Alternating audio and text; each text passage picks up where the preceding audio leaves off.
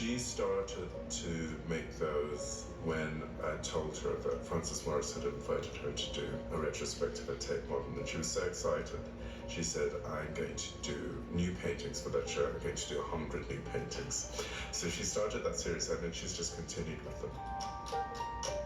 They may seem at first glance to be quite different from the paintings that she'd been doing 20 or 30 years prior to that, but there's a fairly consistent trajectory in the work in terms of vocabulary and iconography that she's using.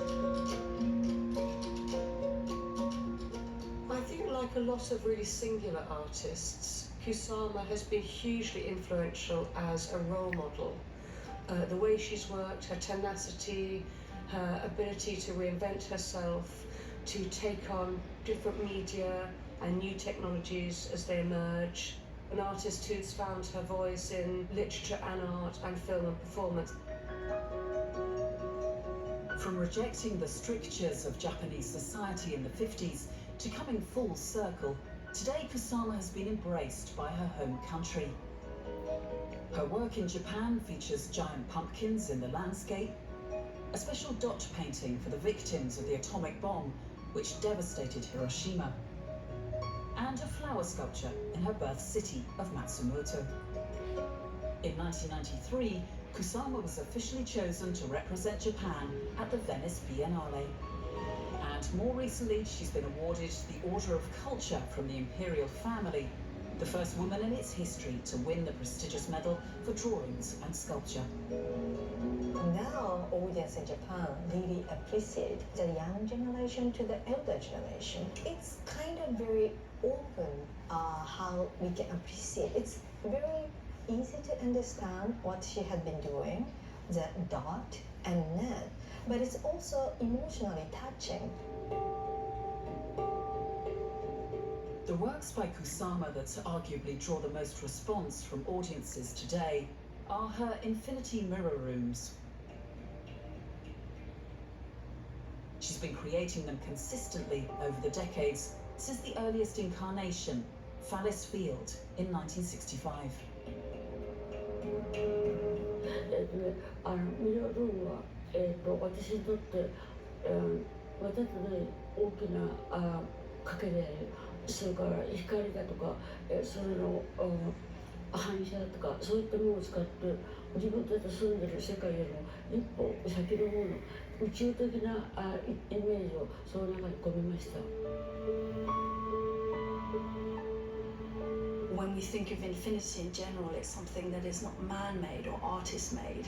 It's this overwhelming space, this universe that we can't fathom. And what Kusama does with that is that she gives us the infinity and something that we can't understand, but she makes it very human scale.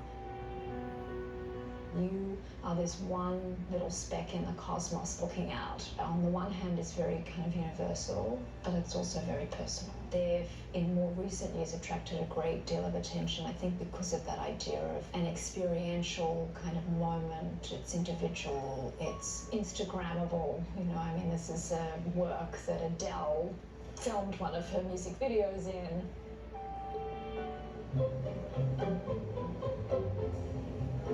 In Helsinki, the mirror rooms delight audiences, and Kusama's favourite imagery makes a surprise appearance. You're confronted with a room of dots and this mirror box, which looks like it's landed actually from space. It's almost like a pilgrimage. You could sort of circle it infinitively. And inside are these pumpkins that they're almost like a shrine. They're humble and they're safe inside.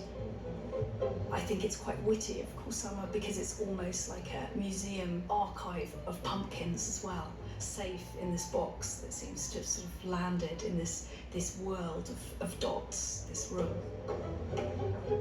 You can put your head right through, and actually Kusama created other works which were like peep shows, and this is in a way like a peep show installation. There's something very cheeky about looking in.